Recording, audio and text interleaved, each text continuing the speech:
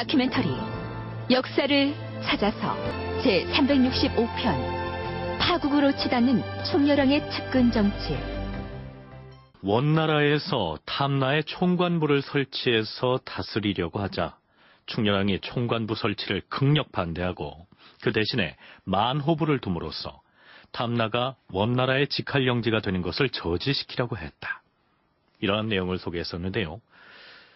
그렇다면 그 결과가 어떻게 됐을까요? 나중에 원나라의 중서성에서 탐나 문제와 관련해서 고려 조정에 보내온 공문은 그 내용이 이렇습니다. 경상도 진변만호부와 전라도 진변만호부의 경우처럼 탐나에도 만호부를 설치하여 다스리도록 허락해달라는 고려왕의 요청에 대해서 황제 폐하께서도 고려왕이 요청한 대로 허락하겠다는 명을 내려주었다. 결국 탐나를 쌍성 총관부처럼 원나라에 넘기지는 않겠다는 충렬왕의 의지가 관철된 셈입니다. 충렬왕 28년 정월. 주상전하, 원나라의 사신으로 갔던 김현수가 이제 막 도성에 도착했다 하온데 연정에서 비보를 가지고 왔다 하옵니다. 비보라니, 원나라에 무슨 일이 생기기라도 했단 말인가? 원나라의 진왕 간마라가 사망했다 하옵니다. 뭐라? 간마라가 죽었다 하였는가? 예, 전하. 그렇다면 지체할 것 없이 조문사절을 보내야겠군. 그건 그렇고 간마라가 세상을 떠났다면 보탑 신련 공주, 아니 내 며느리가 지금 시리에 빠져 있을 것인데. 원나라 성종 태무르의 형이 그 진왕 간마라입니다. 그가 이제 사망하게 되자 보탑 신련공주의 정치적 어떤 위상이나 그런 입장이 좀 다소 약화된다고 할까요? 불리해진 상황만큼은 우리가 인정을 해야겠습니다. 그렇지만 또 돌려놓고 보면은 그 보탑 신련공주의 숙부가 태무르가 되지요. 태무르와 그 황후의 비호를 받고 있는 보탑 신련공주는 충선왕과 별거를 하고 있더라도 일정하게 고려 왕을 감시하고 통제할 수 있는 그런 어떤 정치적 권한을 계속 유지를 하게 됩니다. 강재광 한국학중앙연구원 백과사전 편찬위원회 설명을 들어봤습니다. 그러니까 지금 죽었다는 진왕 간마라라는 사람은 원나라 황제인 성종 태무르의 친형으로서 성종에게 황제의 자리를 양보해준 인물이면서 또한 고려 충선왕에게 시집온 보탑 신련 공주의 아버지였습니다. 이 아버지가 사망함으로써 원나라 황실 내에서 보탑 신련 공주의 위상에 변화가 있을 것처럼 예상이 되지만 여전히 공주의 숙부가 황제였기 때문에 그의 정치적 입지나 고려에 대한 영향력은 여전했다고 봐야 한다. 이런 얘기죠. 이전 시간에 소개했던 것처럼 충렬왕이 보기한 지금 충선왕은 원나라 황제로부터 소환당해서 현재 원나라에 가 있습니다. 마찬가지로 그의 부인인 보탑 신련 공주 역시 원나라에 가 있는데 충선왕이 보탑 신련 공주를 가까이 하려 들지 않았기 때문에 현재 이 부부는 별거 상태지요. 한신대 김순자 교수의 얘기입니다. 충선왕은 사실은 고려 왕자라는 의미보다 이 당시의 충선왕은 나는 세족 쿠빌라이의 외손자라는 그 황족 의식을 상당히 강하게 갖고 있었습니다. 그래서 자기가 신분상 실 내에서 공주에게 크게 뒤지지 않는다라는 생각을 했던 것 같고, 또 충선왕 같은 경우는 상당히 똑똑하고 사회 문제, 정치 문제에 대한 주관이 뚜렷했던 것 같습니다. 그러면 이 문제를 어떻게 해야 된다. 자기의 입장이 뚜렷하기 때문에 자기 왕비인 공주의 어떤 행실에 대해서 점점 더 불만이 많아지고, 그래서 이 사람들이 둘이 원나라에 가가지고 살면서도 계속 별거하는 걸로 나옵니다. 다시 왕위를 이어받을 사람으로서 원나라 황실의 부마라는 지위는 절대적으로 필요한 것이었겠죠. 그럼에도 불구하고 충선왕은 스스로가 황실의 핏줄이요, 이전 황제인 쿠빌라이의 외손이라는 배경이 있었기 때문에 보탑 신련 공주에게는 크게 연연하지 않았다는 얘기입니다. 충렬왕 28년 12월 고려 조정은 원나라로부터 날아든 소식에 비상이 걸립니다. 다들 들었습니까? 요양성에서 원나라 황제한테 공문 보낸 얘기 말입니다. 무슨 소리를 하는 게 요양성에서 공문을 보내요? 무슨 공문을 보냈다는 게? 요양성에서 황제한테 중대한 공문을 보냈는데 그 내용이 뭐냐 하면 정동성하고 요양성을 합치자 이런 내용이랍니다. 정동성은 우리 고려를 말하는 것인데 두 성을 합친다면은 그럼 요양성이 우리 정동성 산하로 들어온다는 것입니까? 그 반대니까 문제지요. 요양성하고 정동성을 합쳐서 한 개의 성으로 병합하고 그 통합한 성의 관청을 우리 고려가 아닌 요양의 동경에 두자, 뭐 이런 내용이라지 않습니까? 이거 말도 안 됩니다. 이거 우리 고려를 왜 수작 아닙니까? 고려사 세가편에는 해당 내용이 이렇게 올라 있습니다. 이에 요양성에서 황제에게 보고하여 정동성과 요양성의 두 성을 한 개의 성으로 통합하고 관청은 동경으로 옮겨두자고 요청하였다. 이것이 그 유명한 입성론입니다. 경북대 장동익 교수는 국사편찬위원회에서 펴낸 한국사 제20권의 여원관계의 전개라는 단원에서 이렇게 쓰고 있습니다. 입성론은 원의 여타 행성과 달리 운영되어서 어느 정도 독자성을 띠고 있었던 정동행성의 체제를 원의 그것과 같은 체질로 바꾸려는 논의였다. 이것은 고려의 자주성을 완전히 부인하고 고려 왕국을 소멸시켜 중국 내 여러 행성들과 같은 위치로 떨어뜨림으로써 고려의 백성을 원나라의 군민으로 삼으려는 것이었다. 원나라는 각 지역을 성으로 나누어 다스리는 체제였지요. 일본 정벌 당시에 고려에도 정동성이라는 성을 설치해서 고려의 왕이 정동성의 장관직을 겸임하긴 했지만 고려는 원나라 내부의 다른 성들과는 달리 독립왕조를 유지하고 있었는데 이때에 이르러서 요양성과 고려를 합해서 그 본부관청을 요양에 두게 된다면 이후로는 고려는 그야말로 원나라의 한 성에 부속돼 버리고 마는 것이죠. 그렇다면 요양성에서는 황제에게 왜 이러한 공문을 올렸던 것일까요? 그 요양과 심양 일대에는 그 대몽 전쟁기에 한 20만 명이 넘는 그 투몽 고려 군민이 집단적으로 거주하고 있는 그 중심지가 되겠습니다. 그래서 홍복원, 홍다구, 그 홍중에 이르는 그런 홍씨 가문이 그런 20만이 넘는 투몽 고려 군민을 지배하면서 고려가 원의 이제 속국이 된 입장에서 정동 행성보다 정동행 중서성의 그 장관으로 있는 그 고려 왕보다 더 큰 권력을 갖고 싶어 하는 겁니다. 해서 그 요양 행성의 우승으로 있었던 홍다구의 아들 홍중이가 아마 이러한 건의를 원나라 그 중서성에 했고 그것을 원나라 황제가 받아들였는지는 모르겠으나 어느 정도 그 건의를 받아들였기 때문에 이런 논의가 있었고 고려 국가로서는 사실은 국가 전망의 길을 해서 모든 외교력을 동원해서 하는데요. 이때는 이 문제를 제기한 사람이 요양행성이 그렇게 주장을 했다 이렇게 되어 있습니다. 그래서 구체적으로 요양행성에 누가 이것을 주도했는지는 기록에 확인이 되지 않지만 홍복원의 그 아들이었던 홍다구의 아들인 홍중희가 주장을 한 것 같습니다. 이 당시에 홍중희가 요양행성 우승이라는 직책에 있었고요. 그래서 더군다나 이때는 이제 두 성을 합쳐서 그 치소를 요양해 주자. 그러면 이제 중심지가 요양이 되니까 고려 같은 경우는 완전히 부속이 되어 든 것이고 고려국이라는 독립국가도 없어져 버리는 것입니다. 만일에 원나라 황제가 요양성의 건의를 받아들여서 두 성을 합치고 그 본부를 요양의 동경에 두는 사태가 현실이 되어버린다면 고려의 지배층으로서는 자신들이 누려왔던 현실적인 지위를 상실당하는 것이기 때문에 결사반대를 할 수밖에 없었죠.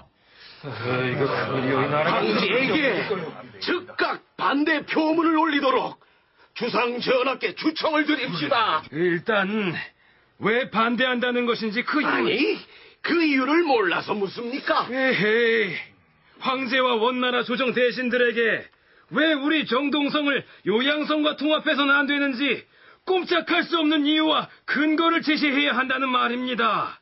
결사 반대요라고 목소리만 높인다고 될 일이 아니지요. 물론 그렇기는 하지요. 원래 우리 고려의 정동행성이 왜 설치됐는지부터 짚어보면은 통합해서는 안 될 이유가 분명합니다. 자, 그렇다면 고려에서는 느닷없이 불거진 이 사태에 대해서 어떤 논리로 반대 의견을 피력했을까요?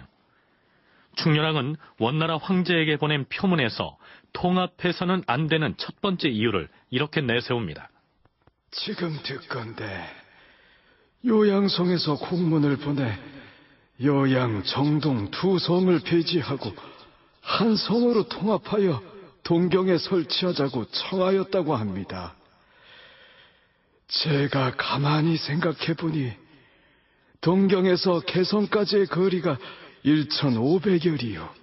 개성에서 하포까지는 1,400여리인데 만약 하포나 일본에서 갑자기 무슨 사변이 일어났다는 경보가 있으면 그것을 보고하러 왔다 갔다 하는 데에 1,000리도 멀다고 하겠거늘 하물며 3,000리 바깥에서야 더 말할 나위도 없을 것입니다.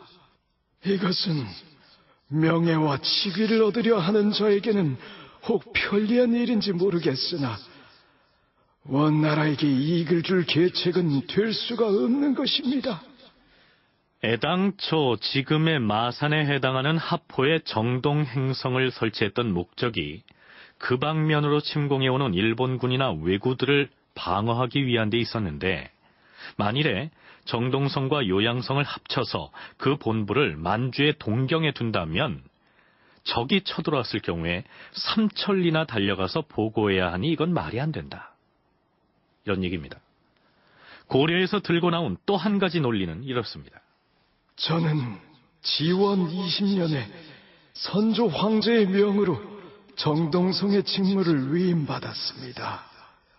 그러니 간사한 사람들의 경솔한 논의에 따라서 갑자기 선대 황제들의 좋은 계책을 포기해서야 되겠습니까?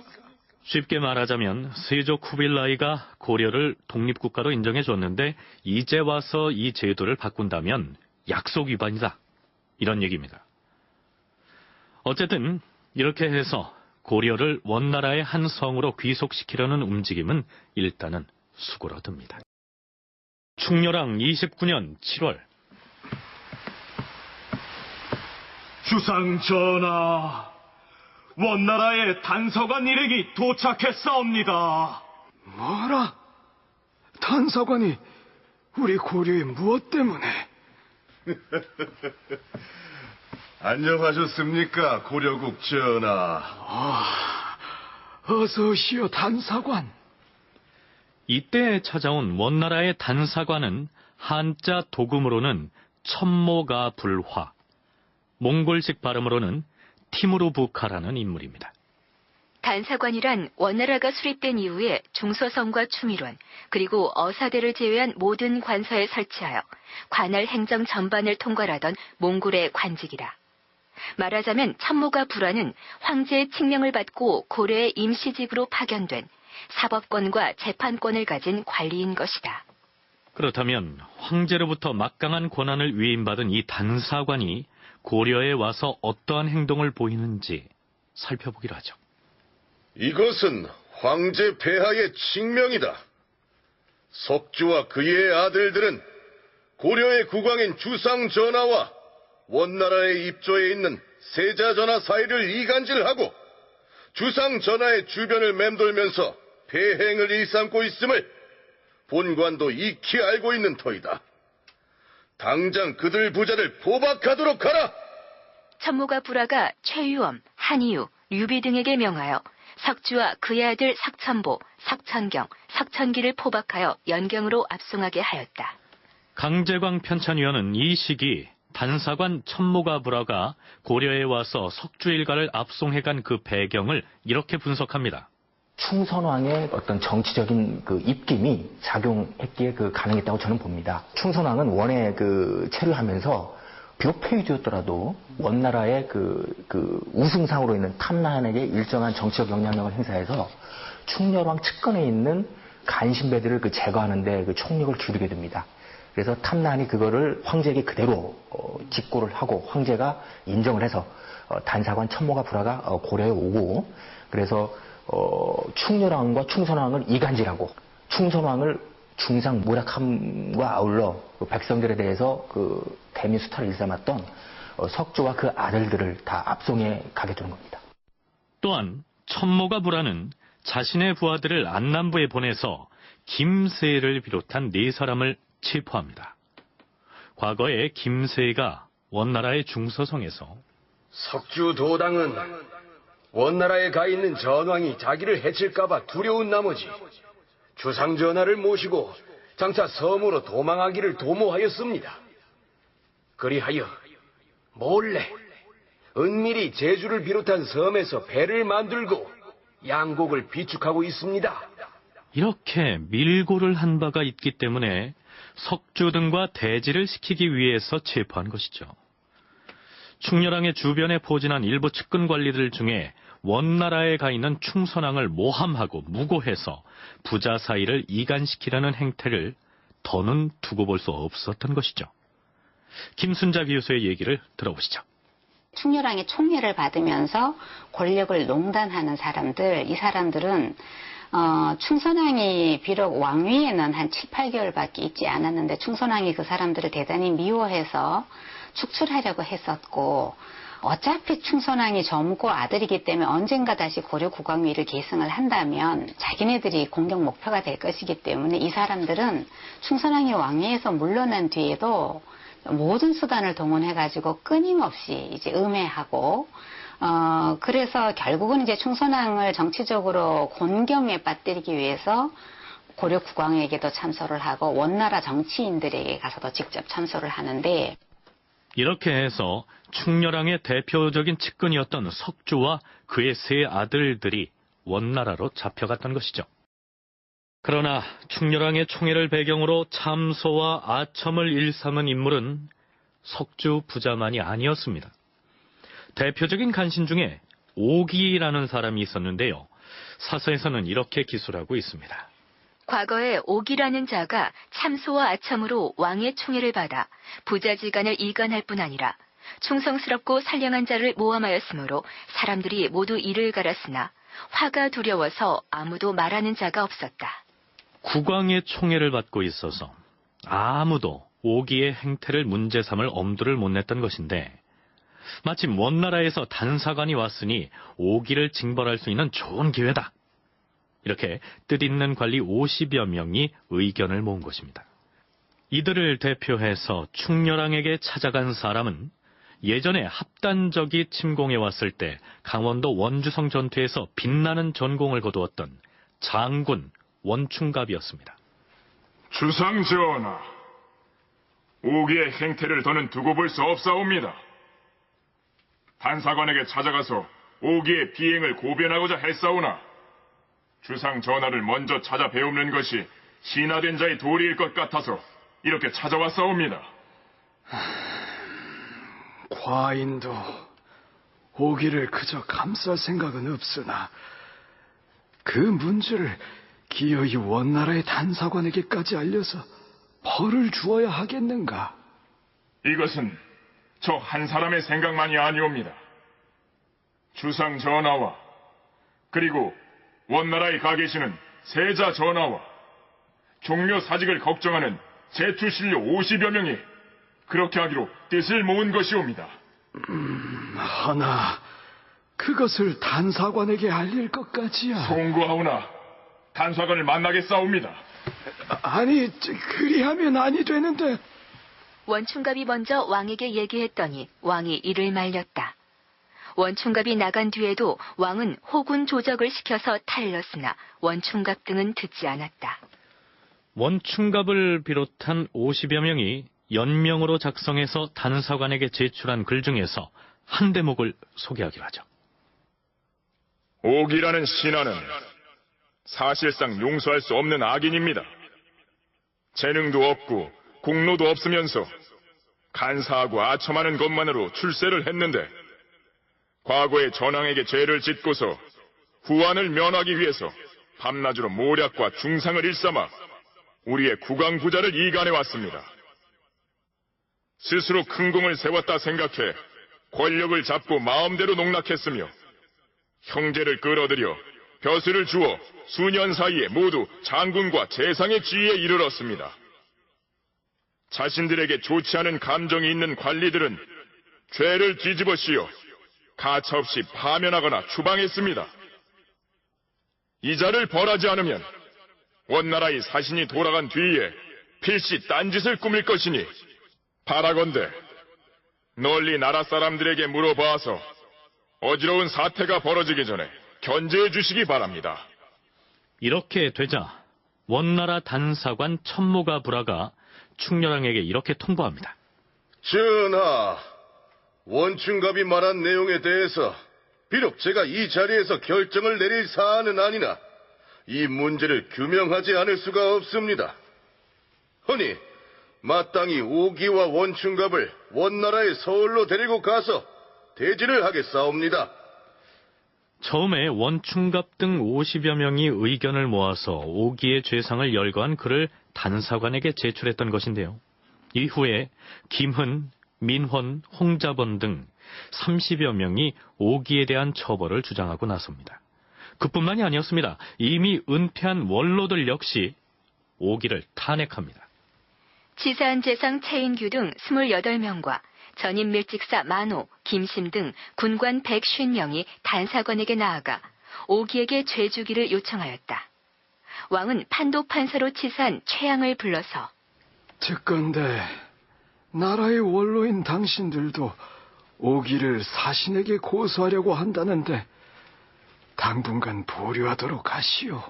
그렇게 당부했으나 최양은 듣지 않고 마침내 박전지 등 37명과 함께 또 사신에게 나아가서 오기를 처벌할 것을 요청하였다. 적어도 오기의 처벌에 관해서는 충렬왕의 말도 신료들에게 전혀 먹히지 않는 상황이 된 것입니다. 국왕에게 아무리 얘기를 해도 그 사람들이 잘못하는 것에 대해서 충렬왕이 다스리지를 않으니까 원로 대신들까지 총동원해가지고 관리들의 실력 행사를 하는 것으로 볼 수 있습니다. 그래서 국왕이 말을 듣지 않는다면 우리가 실력 행사를 해서 일단 이 사람을 무조건 제거를 하자. 이미 퇴직한 원로 관리들도 한 150명이 동원되는데 이 사람들이 국왕으로서의 충렬왕의 권위 자체를 부정했다기보다는 일단 이 사람을 제거하기 위해서는 약간 좀 비상한 방법을 썼던 것, 그렇게 봐야 될 것 같습니다. 고려의 제추신료들과 군관들, 그리고 벼슬길에서 은퇴한 원로들까지 입을 모아서 오기에 대한 처벌을 요청한 형국이었는데요. 원나라에서 온 이 단사관은 이 사태를 어떻게 해결했을까요? 단사관 천모가 불화와 함께 온 원나라 관리 중에 한림 이학사라는 사람이 있었는데요. 드디어 그들이 원나라로 떠나던 날. 자, 그럼 이제 우리는 고려에서 볼일을 다 봤으니 돌아갈 것이요. 천모가 불화와 이학사가 돌아갈 때 안양 등이 교회에까지 나가 전송하였다. 이학사가 안양과 작별 인사를 나누면서 잘 지내다 갑니다. 작별의 순간이 왔으니 어찌 시한술 나누지 않을 수 있겠소. 내가 한 구절 먼저 읊을 터이니 그대가 대꾸를 지어서 장단을 맞춰주시오. 하면서 먼저 식구를 지어 읊었다. 백주 홍인명이요. 그러나 안양은 대꾸를 지어보지 못하고 머뭇거렸다. 아니, 고려의 유명한 문장가가 얼른 대꾸를 지어 보이지 않고 못하고 있는 게요. 금방 생각이 안 나는 모양인데 까짓거 내가 마저 지어 읊도록 하지요. 그러면서 스스로 대꾸를 지어 읊었는데 그 시가 이러하였다. 황금 흥리심이라. 원나라에서 온 한림 이학사가 안향에게 읊어보인 그 시가 뜻한 바는 무엇이었을까요? 백주 홍인면, 이 말을 풀이하면 흰 술은 사람의 얼굴을 붉게 하고, 이런 뜻이고요. 황금 흥리심을 우리말로 해석하면 황금은 관리의 마음을 검게 한다, 이런 뜻이 됩니다. 황금이 관리의 마음을 검게 했다는 것은 원나라에서 파견되어 왔던 단사관 천모가 불화가 문제의 인물인 오기로부터 뇌물을 받고서 그를 처벌하라는 고려 관리들의 뜻을 저버렸다는 의미죠. 자, 이제 단사관이 가버렸습니다. 뒷일이 어떻게 됐을까요? 그들이 떠나자마자 충렬왕은 이렇게 명령을 내립니다. 여봐라! 지신사 김원상을 잡아들이도록 하라! 김원상은 오기를 처벌하라고 요구했던 인물 중에 한 사람입니다. 물론 충렬왕이 이러한 명을 내린 것은 오기의 계책에 의한 것이었죠. 다행히 김원상은 몸을 숨겼기 때문에 화를 면했는데요. 이때 홍자번을 비롯한 관리들은 오기를 충렬왕 곁에 그대로 둘 수 없다는 데 의견을 모읍니다. 단사관으로 왔던 그 원나라의 그 티무르부카 천모가부라가 오기의 밀물을 받고 그의 죄를 감량해주고 올라갑니다. 여기에 대해서 친충선왕파의 대신들과 충선왕파는 아니더라도 오기가 그 충렬왕과 충선왕 사이를 이간질시킨 석주 이후에 또 한 명의 그 간신배거든요. 이를 용서해서는 안 된다. 그리고 또 데미스타를 일삼고 그의 도당들을 다 중요한 요직에 배치시켜가지고 매관매직을 했습니다. 그래서 이번 기회에 그 단사관 천모가부라가 제대로 재판을 못했으니까 단사관이 간신배를 제대로 심판하지 않은 채 국경을 넘어가 버렸으니 우리 손으로 그 자를 응징해야 할 것이다. 지금 오기는 주상 전하의 곁에서 떨어져 나올 생각을 않고 있다. 자, 군사들은 출동하여 궁궐을 포위하라!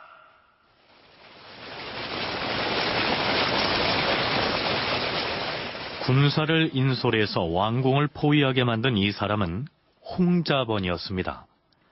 원나라의 황제도 충렬왕에게 정사를 처리할 때 홍자번과 의논하라는 칙명을 내렸을 정도로 그는 원나라로부터도 신임을 얻고 있었습니다. 주상 전하, 부득이 군사를 움직여 궁궐을 포위해 싸웁니다. 간신 오기를 내오시옵소서. 과인은 오기를 그대들에게 내어줄 수 없으니 물러들 가도록 하라. 다시 한번 추정드리옵니다. 오기를 내어주시옵소서. 홍자번이 재신과 추신 및 만호 김심과 함께 3군의 장수들과 원총각 등을 거느리고 왕궁을 포위한 다음 오기를 내어달라 했으나 왕이 허락하지 않았다. 그러나 거듭 요청을 하자 왕이 마지못해 내어주려 하였다. 오기를 내어주시옵소서. 이제 어쩔 수 없지 않느냐. 국문을 나가서 저들의 요구에 응하도록 하라. 아니되옵니다, 주상전하. 여기서 버티고 있을수록 사태가 악화된다는 것을 모르느냐. 전하, 살려주시옵소서. 이대로 나간다면 저들은 필시 절중일 것이옵니다.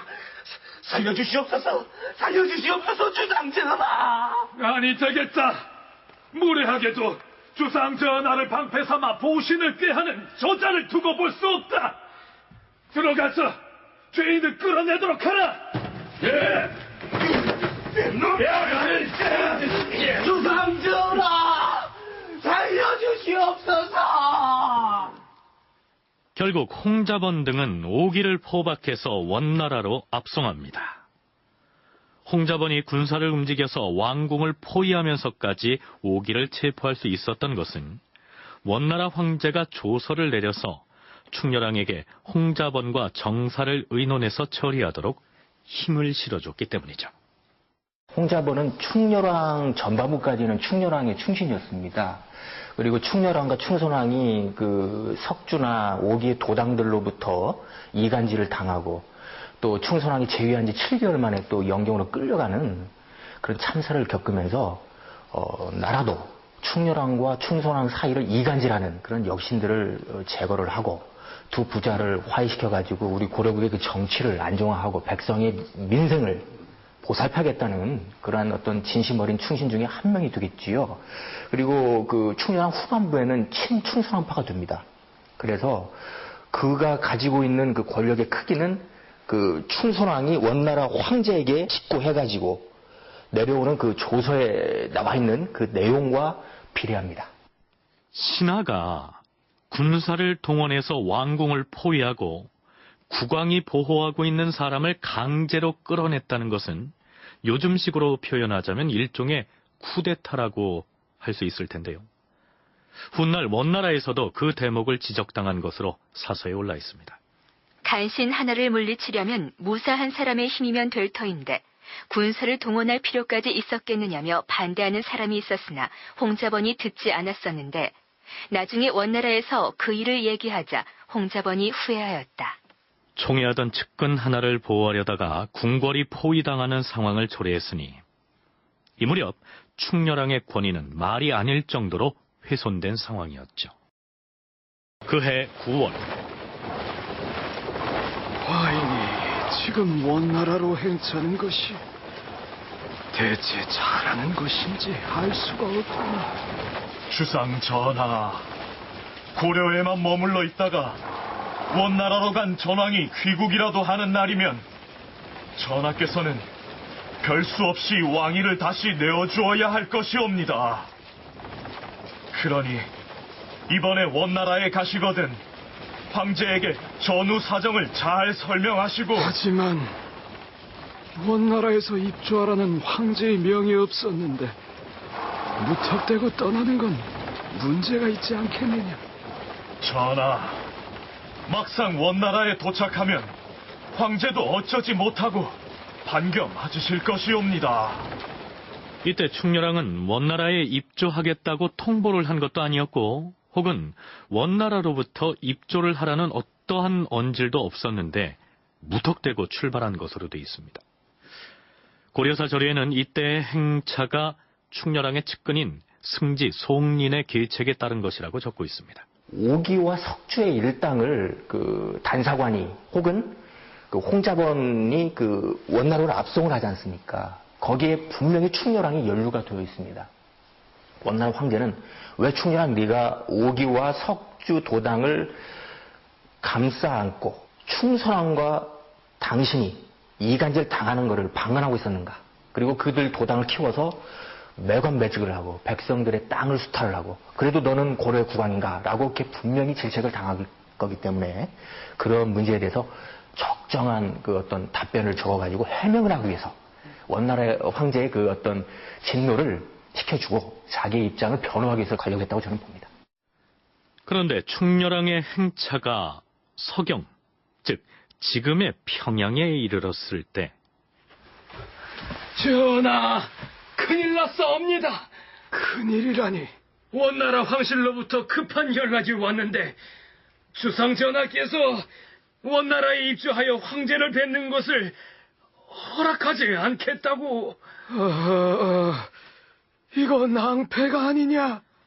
이렇게 해서 충렬왕은 하는 수 없이 개경으로 돌아옵니다. 그런데 고려사 자료에는 충렬왕이 원에 가려고 했던 데에는 이런 목적도 숨어 있었다고 적고 있습니다. 또한 왕은 공주를 서웅후 왕전에게 개가시킬 것을 요청하여 황제의 허락을 받으려고 하였다.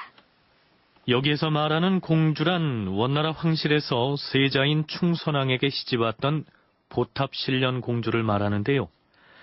남편인 충선왕과는 원나라에서 별거를 하고 있었죠. 충렬왕이 그 공주를 고려의 왕족인 왕전에게 개가를 시키려고 했다. 이런 얘기입니다. 공주 입장에서 나는 원나라 황족 중에서도 신분이 상당히 높은 공주인데 정작 남편인 충선왕은 쳐다보지도 않고 오히려 자기를 못마땅하게 생각을 하는 상황이 오랫동안 계속되었죠. 그리고 사실은 고려의 왕비가 되고 여러 해가 지났지만 아들, 딸 아무도 낳지를 못한 상황이고요. 그럴 때 이 잘생긴 서웅후 왕전을 보고 공주가 마음에 있어 했다고 합니다. 그러니까 그러한 눈치를 채고 충렬왕 측근에 있는 몇몇 사람들이 충선왕을 워낙 반대하니까 이 경우에 아예 서웅후에게 공주를 다시 제가시켜서 그래서 서웅후를 다시 고려국왕으로 맞아들인다면 충렬왕의 자리도 안정될 것이고 우리도 안정될 게 아니냐 그랬던 것 같습니다. 그러나 원나라 황제로부터 입조를 거부당함으로써 충렬왕은 더욱 초조한 처지에 몰리게 된 것이죠. 설상가상으로 원나라에서 병부상서 탈탈천모가가 고려에 와서는 충렬왕이 황제의 허락도 없이 원나라에 행차하려고 했던 그 의도를 캐묻습니다. 탈탈 참모관은 좌우를 모두 물리고 나서 왕에게 말했다. 황제께서 저에게 명을 내려 고려 왕이 이미 출발을 했더라도 반드시 되돌아가게 하라고 말씀하셨습니다. 입조를 포기하고 환국을 한 것은 잘한 것입니다.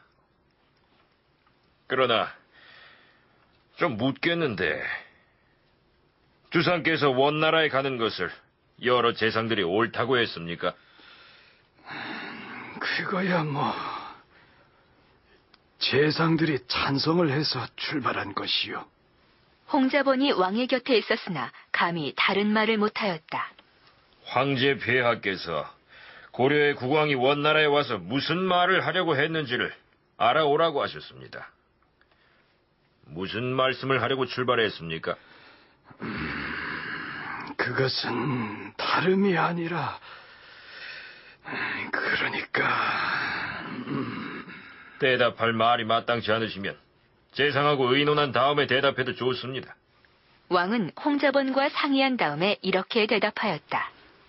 오기와 석주 부자가 불법한 일을 많이 저질러서 그 소문이 원나라에게까지 퍼졌으나 사실 과인은 그것을 잘 모르고 있었어. 그러나 과인이 그것을 잘 몰랐다는 사실을 누가 믿어주겠소? 이 때문에 두려워서 황제 폐하께 직접 가서 아뢰려고 하였던 것이오. 원나라의 병부상서는 마치 취조하듯이 충렬왕을 다그치는 모습이고요. 반대로 충렬왕이 둘러댄 대답은 좀 구차하게 들리는데요.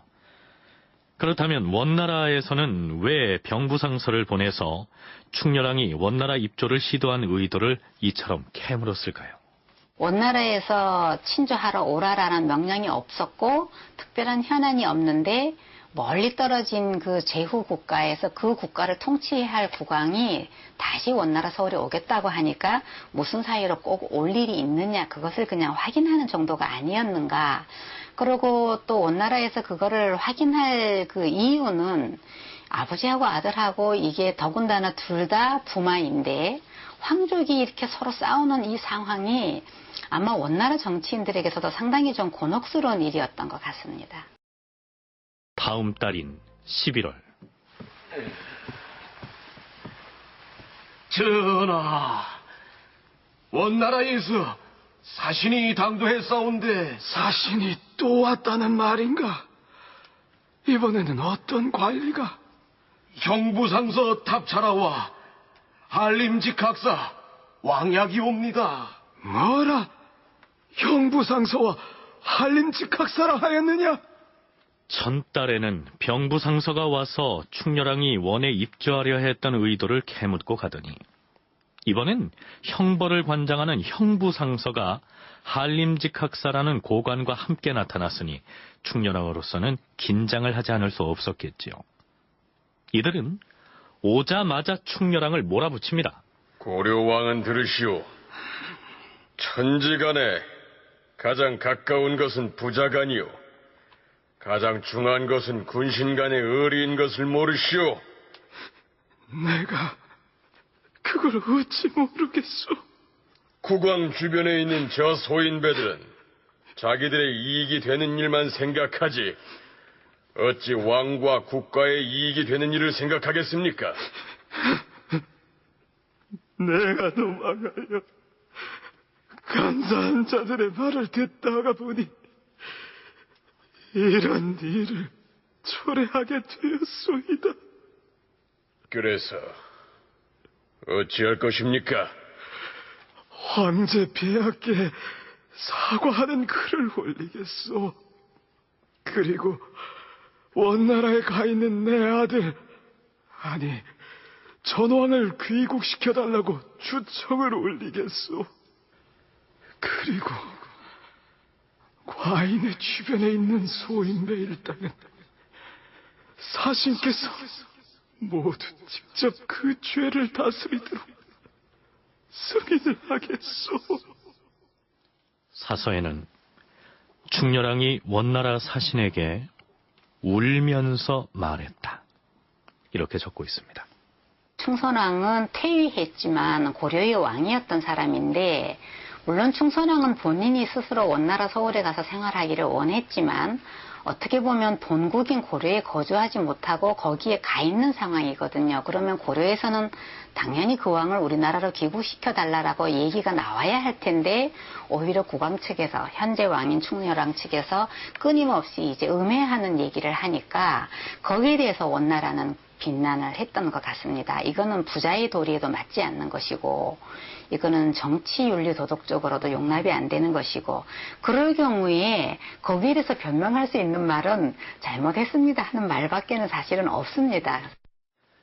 충렬왕으로부터 문제가 된 관리들의 죄를 직접 다스려도 좋다고 승인을 받은 왕약과 탑차라. 이들은 충렬왕의 측근에서 전횡을 일삼았던 인물들을 숙청합니다. 간신 오기는 원나라에 압송되었으나 그의 형제들은 여전히 남아서 고려 조정을 어지럽히고 있다. 오기의 형제들인 삼사 우윤 오천과 승지 오연, 정랑 오형, 소윤 오련, 그리고 오연의 매부, 중랑장 조심 등을 모두 포박하여 행성에 잡아 가두도록 하라! 사신들은 이어서 승지 송린을 잡아들이고 문초합니다. 송린 네놈은 왕에게 원나라에 가라고 권고하여 백성들을 소유하게 한 것이 첫 번째 죄요. 네 아비 송분이 이미 나라에 큰 죄를 저질러 자식들이 벼슬에 나설 수 없음을 황제 폐하께서 알고 계심에도 불구하고 이것을 속이고 함부로 벼슬을 꿰차고 조정을 속인 것이 두 번째 죄다. 송린 저자를 끌고 가서 정동성의 감옥에 가두도록 하라. 무엇들 하느냐? 시행하라. 고려왕은 들으시오. 사람이 병이 나면 약을 얻어서 치료를 해야 합니다. 이번에 우리가 온 것이 고려왕에게 좋은 약이 될 터이니 조금 더 지켜보십시오. 예, 그리하겠습니다. 그리고 대신들에게 묻겠소. 혹 왕의 총애를 받는 사람 중에 김원계라는 사람이 있는가? 예, 저쪽에 앉아있는 저 사람입니다. 우리가 원나라에서 올 때 고려 국경으로 막 들어설 적에 어떤 사람이 우리 사신단을 찾아와서 억울함을 호소하였다.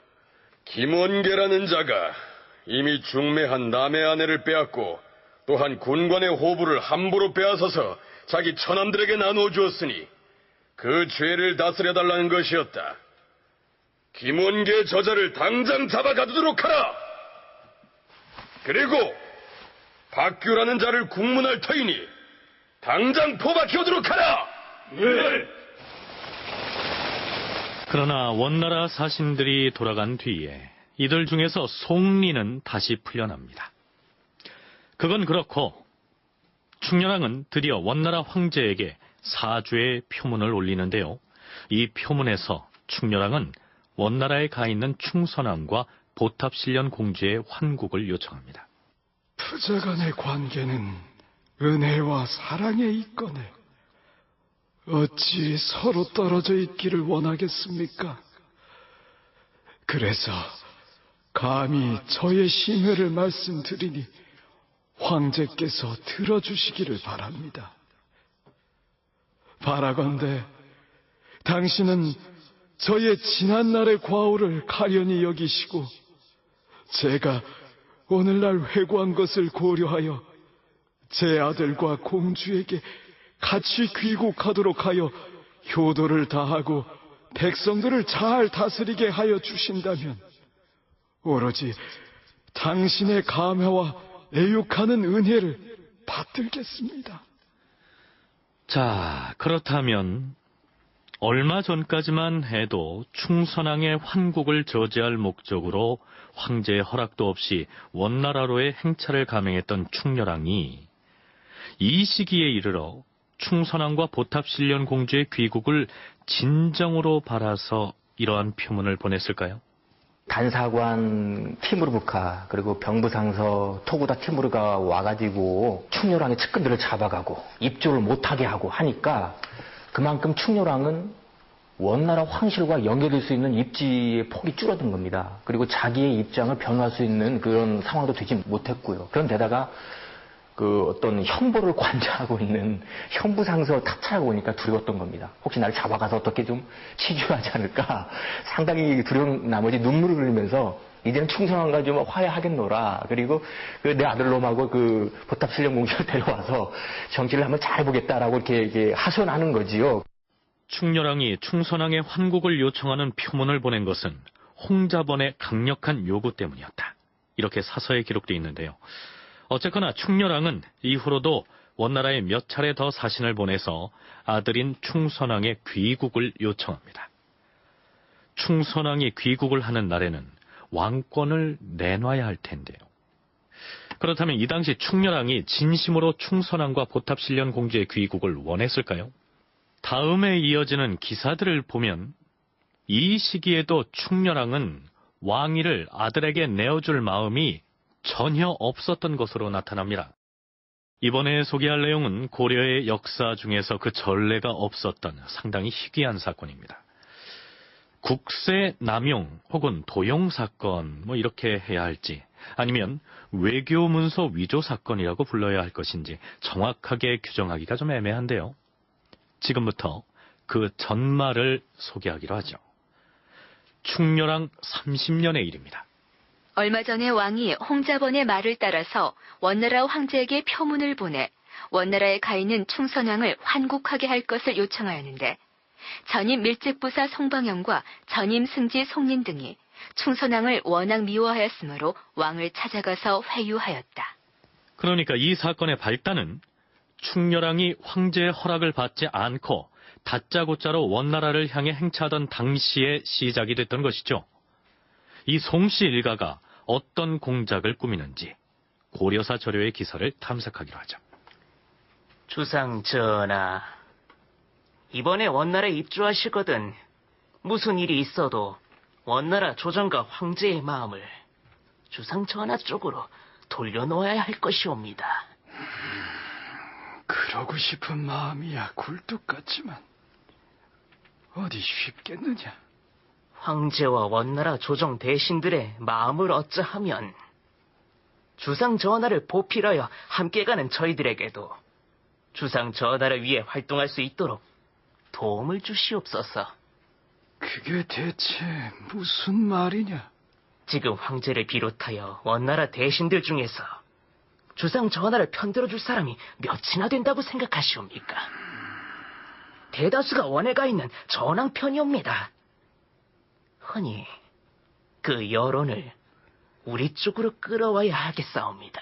글쎄, 무슨 수로 여론을 돌릴 수 있다는 말이냐?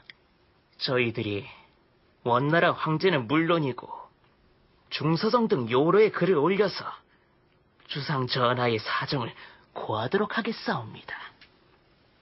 하오나 저희들이 글을 작성하여 올려봤자 원나라 조정에서 거들떠보기나 하겠사옵니까?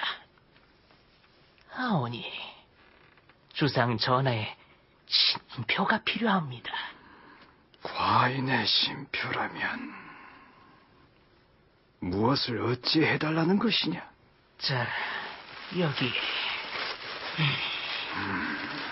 전하, 여기 아무것도 적혀있지 않은 12폭짜리 백지를 가져왔사옵니다. 전하께서 눈 감아 주신다면 여기에다 미리 금보를 찍어서 송균에게 지참시켜 연경으로 보낸 다음 거기서 고려 사람들은 잘 해독할 수 없는 위구르 문자로 주상 전하께 유리한 내용의 글을 써가지고. 자, 이게 도대체 무슨 얘기일까요? 강제광 편찬위원의 얘기를 들어보시죠.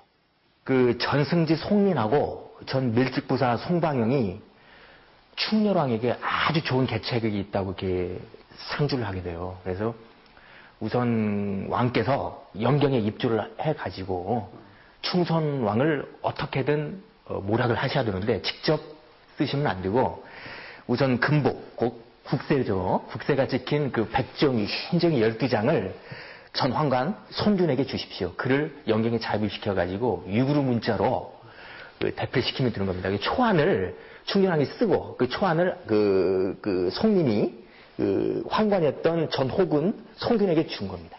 아주 송균이 그걸 유구르 문자로 이렇게 누구를 시켰겠죠. 유구르 문자를 쓰는 그 중국인을 시켜가지고 써가지고 그 원나라 중서성에 올린 거거든요. 그러니까 송균 등이 미리 옥세를 찍은 백지를 가지고 원나라에 가서 거기에다가 충선왕을 험담하는 내용의 글을 이 고려 사람들은 잘 모르는 위구르 문자로 써서 황제에게 바치고 또 중서성에도 제출하는 등 요소요소에 뿌리겠다. 이런 얘기입니다. 그랬는데 원나라 황제가 충렬왕의 입조를 거부하게 됨으로써 송균 등이 그 계책을 실행하지 못하게 됐는데 고려에 왔던 원나라 형부상서 탑차라 등이 돌아가는 길에 고려 왕의 도장이 찍힌 문제의 그 백지들을 압수하게 된 거죠. 외교문서는 상당히 엄격한 절차에 의해 가지고 작성이 되고 마지막에 국왕이 읽어보고 그 내용에 대해서 국왕이 제가 다음에 도장을 찍는 것이고 내용을 함부로 수정할 수도 없는 것입니다. 그런데 충렬왕 주변에 있던 이 몇몇 사람들은 이제 권력을 함부로 막 농단을 하고 자기네들이 그런 행동에 대해서 충렬왕이 한결같이 비호했기 때문에 어떻게 보면 좀 겁이 없어져서 그러한 고려의 정상적인 절차를 전혀 밟지 않고 자기네들 임의로 국왕에게 보고도 하지 않고 외교문서를 작성을 해서 원나라 중서성에 제출했다. 이런 상황까지 된 것이고 그것이 가장 크게 드러난 것이 이 국왕의 옥세를 함부로 많이 찍어서 아예 그냥 예비로 주머니에 넣고 다니는 이런 상황인 것 같습니다. 고려 왕의 옥세를 미리 찍은 문제의 그 백지 문건들은 원나라의 중서성에도 제출돼서 충렬왕을 더욱 곤혹스럽게 만들게 됩니다. 송균 등이 모략한 내용의 잔말을 파악한 중서성에서 송균 등을 옥에 가두도록 명하였다.